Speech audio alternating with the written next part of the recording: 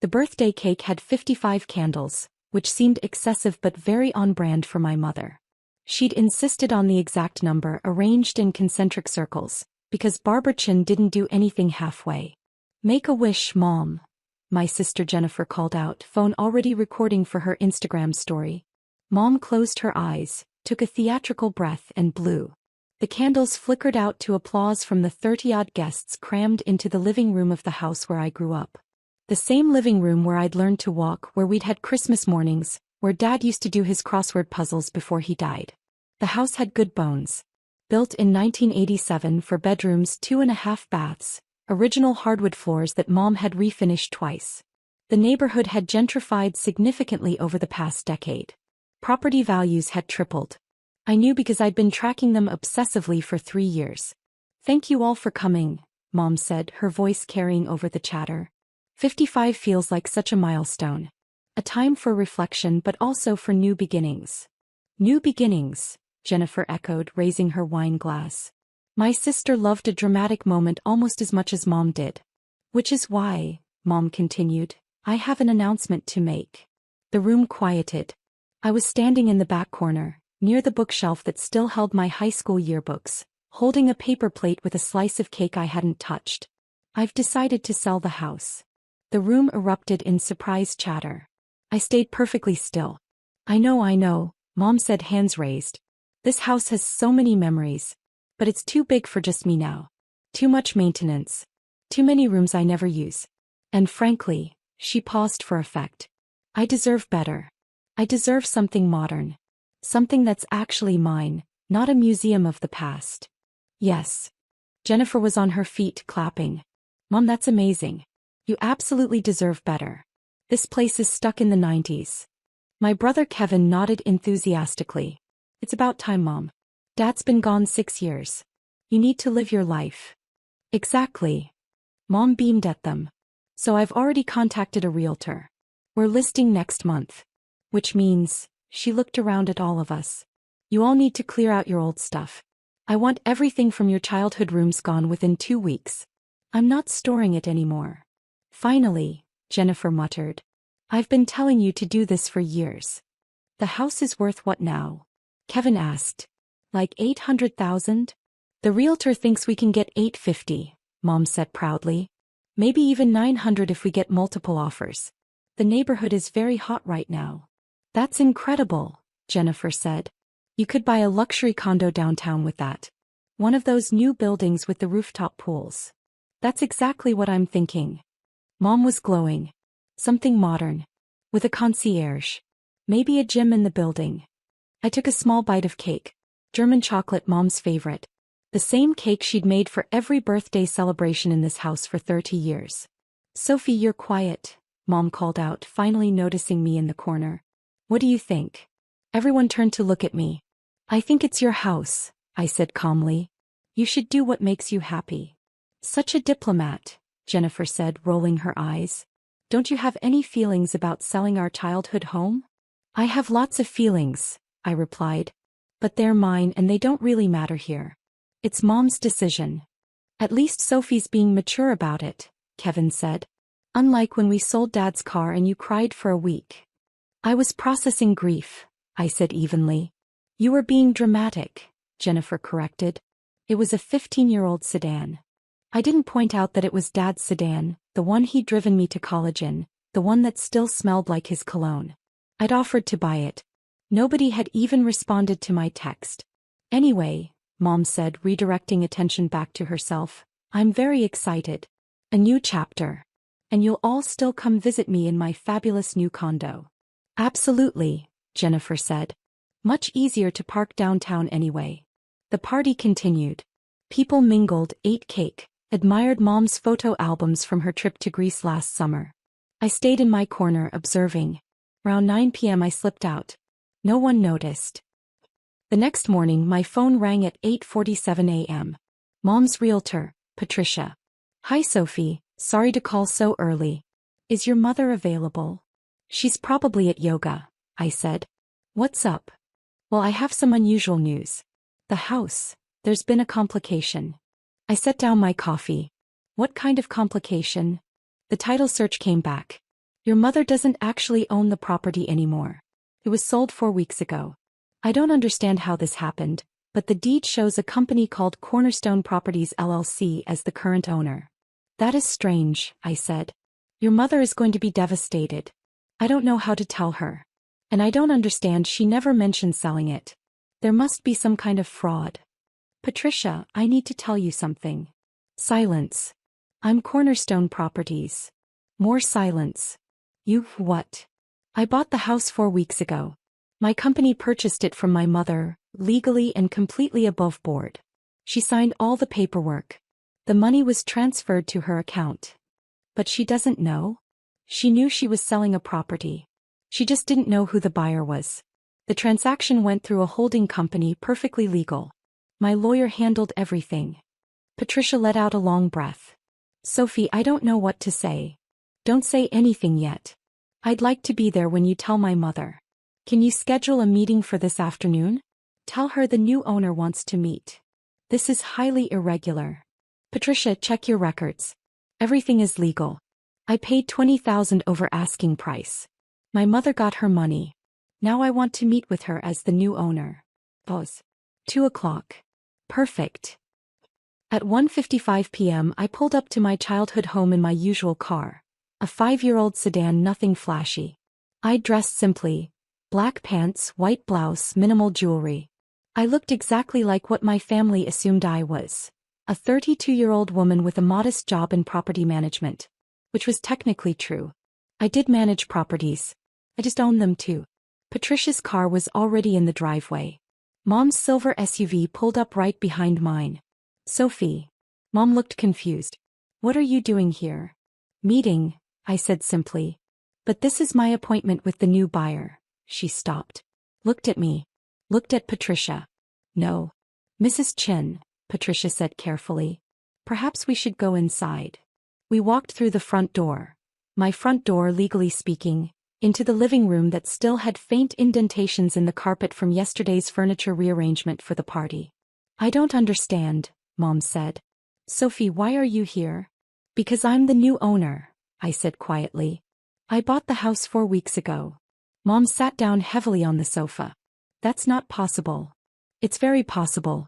Patricia, can you show her the paperwork? Patricia pulled out the file, spreading documents across the coffee table. The purchase agreement. The title transfer. The deed with my company's name on it. You signed everything, I said. 4 weeks ago. You just didn't know Cornerstone Properties was me. But, the money. I received $870,000. From me. I paid $20,000 over your asking price. Mom's face went through several emotions at once. Why would you do this? Because you were going to sell it to strangers. And I couldn't let that happen. So you tricked me? I bought a property that was for sale, I corrected. Everything was legal. Your lawyer reviewed everything. You signed willingly. You just didn't ask questions about the buyer. Because I thought it was a family. Mom's voice rose. Someone who would love this house the way we did. It is a family. Mine. You live in a 1-bedroom apartment across town. I live in a property I own across town, I said. Along with this house. And the duplex on Maple Street. And the 4-unit apartment building downtown. And the commercial property near the university that I leased to 3 different businesses. Mom stared at me. What are you talking about? I pulled out my own folder. I'd been prepared for this conversation for weeks. I started buying property 6 years ago. Small stuff at first. A foreclosed condo I renovated and flipped. Then another. Then I started keeping them, building a rental portfolio. I incorporated 3 years ago. Cornerstone Properties currently owns 17 properties valued at approximately $12.4 million. That's impossible, Mom whispered. You work in property management. You make maybe $50,000 a year. I work in property management because I manage my own properties. I pay myself a salary of $52,000 for tax purposes. The rest of my income is capital gains, rental income and property appreciation. Last year I cleared $340,000 after expenses. Patricia looked impressed despite herself. I don't believe you, Mom said. I pulled out more documents. Property deeds. Tax returns.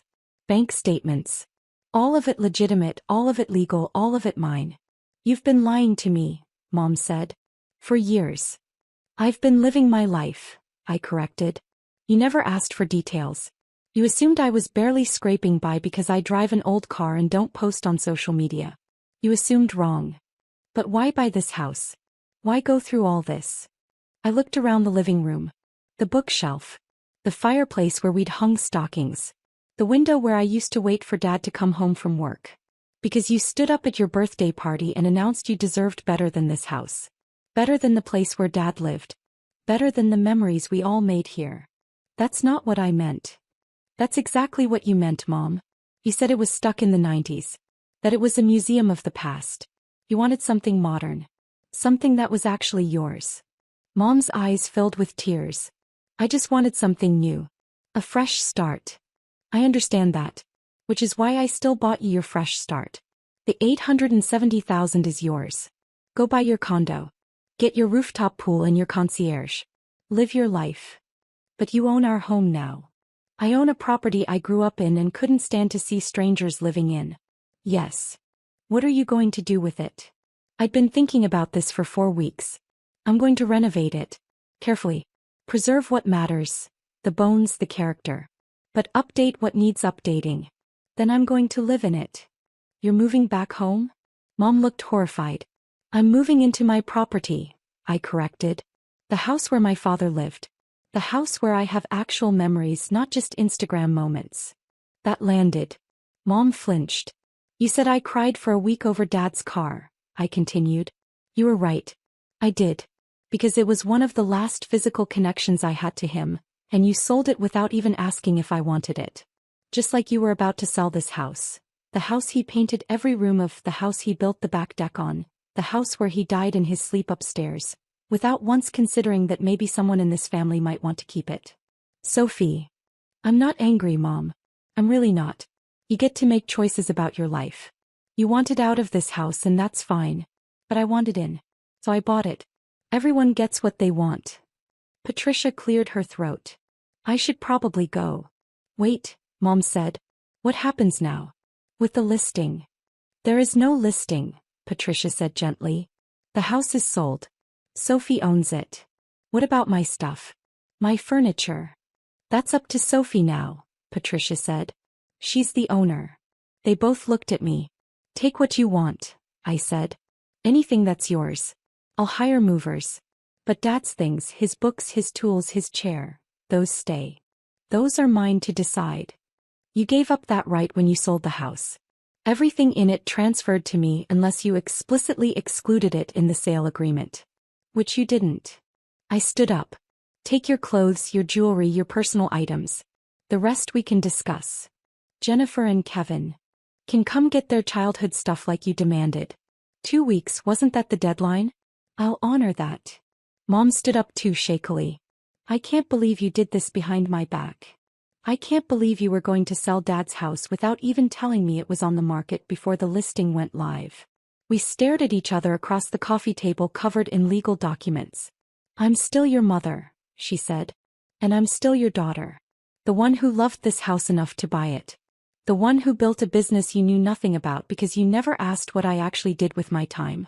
The one who's been successful in ways you never noticed because you were too busy assuming I was failing.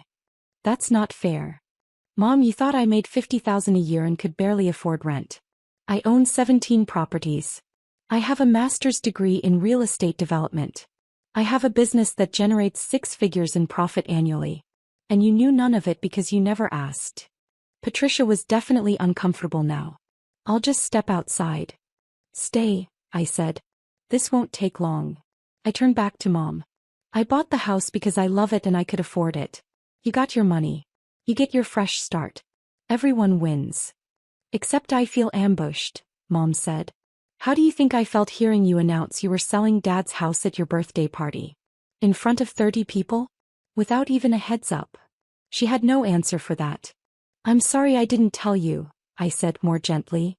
I'm sorry this feels like a trick. But I'm not sorry I bought the house. I'd do it again. Mom sat back down. Jennifer and Kevin are going to lose their minds. Probably. I almost smiled. Jennifer's going to say I'm being sentimental. Kevin's going to calculate what my portfolio is worth and feel competitive. And what are you going to do when they show up demanding answers? Tell them the truth. I bought a house. It's mine. They can come visit if they ask nicely. Patricia finally made her escape, practically running to her car. Mom and I sat in silence. Your father would have liked this, she said finally. You keeping the house. I know. He always said you were the one who understood about roots. About holding on to things that matter. He was right. I'm not a villain for wanting to move on, she said quietly. No, you're not. And I'm not wrong for wanting to hold on. We just want different things. That's allowed. She nodded slowly. You really make $300,000 a year? Give or take. Doing what exactly? Buying properties that need work, renovating them, either selling or renting them out. Building a portfolio. Being smart about leverage and cash flow. I shrugged. Turns out I'm good at it. Your father would be proud. My throat got tight. Yeah. He always said you had a good head for numbers. For seeing value where other people didn't. We sat with that for a moment. I'm still buying a condo, she said. You should use the money. Enjoy it. But I can visit. See what you do with the place. Of course. Still going to be here. I'm just going to make it better. She stood up, gathering her purse. At the door she paused. Sophie? For what it's worth, I'm sorry I didn't ask more questions. About your work. Your life. I know, Mom. I just assumed. I know what you assumed. It's okay. We're figuring it out now. After she left, I walked through the empty house. My house. Every room held a memory. Dad teaching me to ride a bike in the driveway. Mom's disastrous Thanksgiving when the turkey caught fire. Jennifer's high school graduation party. Kevin's first heartbreak crying in the kitchen. All of it mine now to preserve or change as I saw fit. My phone buzzed. Jennifer, I'm just called. What the hell did you do? I smiled and silenced my phone. Tomorrow I'd deal with my siblings. Tomorrow I'd start planning renovations. Tomorrow I'd figure out furniture and paint colors and whether to keep Dad's old workshop in the garage exactly as he left it. But today I just walked through my childhood home, my home now, and let myself feel it. Sometimes the best investment isn't about profit. Sometimes it's about keeping what matters.